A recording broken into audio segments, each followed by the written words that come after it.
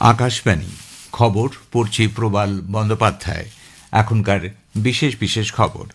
প্রধানমন্ত্রী বলেছেন, কেন্দ্রীয় মন্ত্রিসভার কোল সেতু নীতির অনুমোদন দেশের শক্তি, নিরাপত্তা ও বিকাশকে ত্বরান্বিত করতে এক গুরুত্বপূর্ণ পদক্ষেপ। কেন্দ্রীয় মন্ত্রিসভা 2027-এর জনগণনার জন্য 11,718 কোটি টাকার বাজেট বরাদ্দ অনুমোদন করেছে। এই প্রথম জনগণনা ডিজিটালি করা হবে। প্রধানমন্ত্রী আগামী সোমবার জর্ডন, ইথিওপিয়া, ওমান এই 3 দেশ সফরে রওনা হবেন। সংসদ ভবনে 24 বছর আগে সন্ত্রাসবাদী আক্রমণে নিহত নিরাপত্তারক্ষী ও শহীদদের প্রতি আজ সমগ্র দেশ শ্রদ্ধা জ্ঞাপন করছে।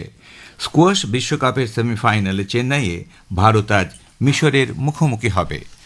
আসছে বিস্তারিত সংবাদে। প্রধানমন্ত্রী নরেন্দ্র মোদী বলেছেন, কেন্দ্রীয় মন্ত্রিসভার কোল সেতু নীতির অনুমোদন দেশের শক্তি, নিরাপত্তা ও বিকাশ ত্বরান্বিত করতে এক গুরুত্বপূর্ণ পদক্ষেপ। গতকাল এক সোশ্যাল মিডিয়া পোস্টে শ্রী মোদী বলেন, কোল সেতু নীতি এক নতুন জানালা খুলে দেবে, যার সাহায্যে কয়লার নিরবিচ্ছিন্ন, দক্ষ ও স্বচ্ছতার সঙ্গে ব্যবহার সম্ভব হবে। তিনি বলেন, সহজে ব্যবসার সঙ্গে দেশের অভ্যন্তরে যোগান ও বিদেশ থেকে আনা কয়লার ওপর নির্ভরতা কমবে।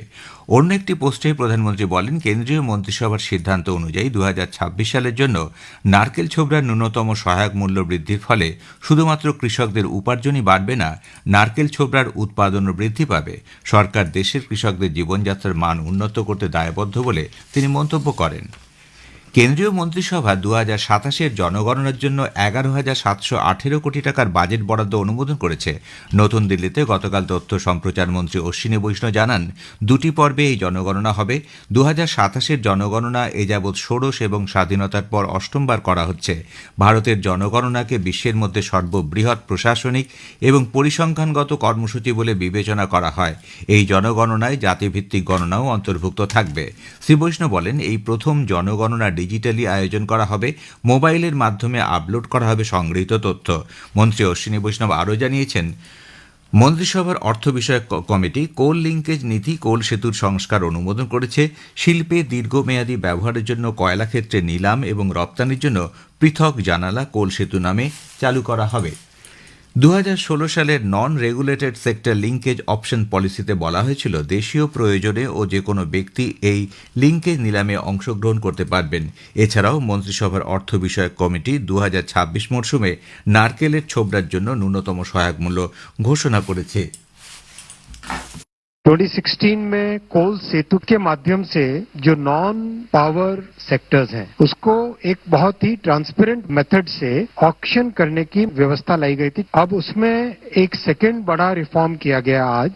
अब इसमें irrespective of the end use any user can participate in the coal Setu window. अब कोल के एक्सपोर्ट को भी प्रमोट किया जा रहा है। इससे बहुत बड़ी फ्लेक्सिबिलिटी आएगी इंडस्ट्री में। সরকার জানিয়েছে, দেশে রেল দুর্ঘটনা 90% হ্রাস পেয়েছে। রেলমন্ত্রী অশ্বিনী বৈষ্ণব বলেন, 2004 থেকে 14 সালে রেল দুর্ঘটনার সংখ্যা ছিল 1711। 2024-25-এ তা কমে দাঁড়িয়েছে 31 এবং চলতি বছরে এই সংখ্যা এখনও পর্যন্ত 11। রাজ্যসভায় এক লিখিত জবাবে শ্রী বৈষ্ণব বলেন, যাত্রীদের নিরাপত্তা ও স্বাচ্ছন্দ্য প্রদানই ভারতীয় রেলের সর্বোচ্চ অগ্রাধিকার।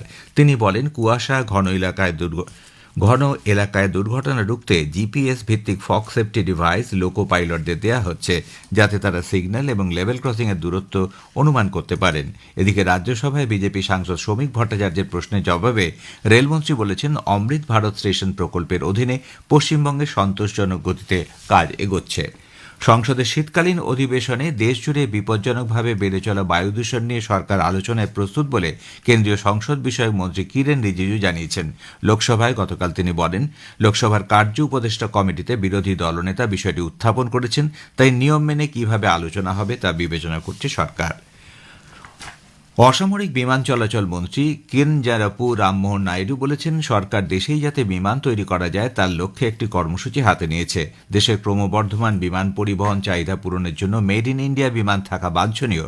শ্রী নাইডু জানান, হিন্দুস্তান অ্যারোনটিক্স লিমিটেড রাশিয়ান বিমান সংস্থা সুখোই SJ-100-র সঙ্গে আলোচনা চালাচ্ছে, যাতে প্রযুক্তি সংগ্রহ করে দেশে বিমান তৈরি করা যায়।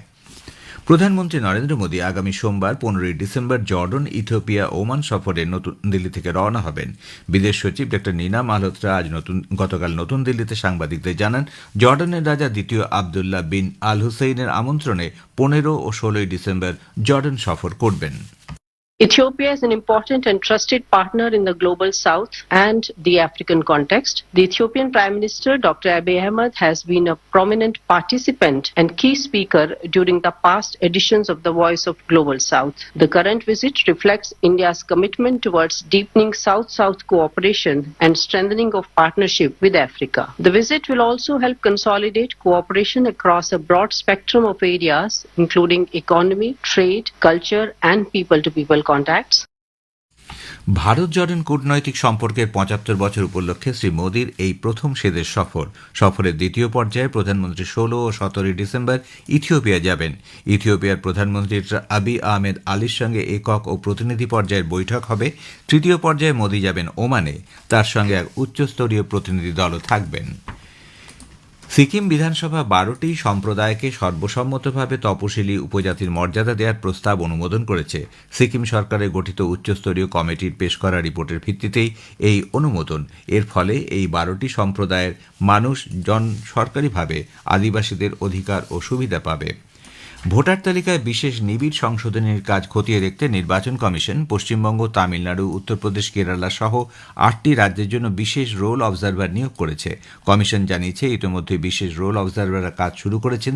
২০২৬-এর ফেব্রুয়ারিতে চূড়ান্ত ভোটার তালিকা প্রকাশের আগে পর্যন্ত সপ্তাহে ২ দিন করে এই রাজ্যগুলিতে তারা যাবেন বলে জানানো হয়েছে। নির্বাচন কমিশন জানিয়েছে এই বিশেষ পর্যবেক্ষকরা জাতীয় এবং রাজ্যভিত্তিক রাজনৈতিক দলগুলির রাজ্য এবং জেলা স্তরের নেতৃবৃন্দের সঙ্গে বৈঠক করবেন। সংসদ ভবনে ২৪ বছর আগে হওয়া সন্ত্রাসবাদী আক্রমণে গিয়ে প্রাণ হারানো নিরাপত্তারক্ষী ও শহীদদের প্রতি আজ সমগ্র দেশ শ্রদ্ধা জ্ঞাপন করছে। ২০০১ সালের ২৩শে ডিসেম্বরে হামলায় সংসদকে রক্ষা করতে যারা প্রাণ হারিয়েছিলেন তাদের পুষ্পাঞ্জলি প্রদানের জন্য আজ সংসদে এক অনুষ্ঠানের আয়োজন করা হয়েছে।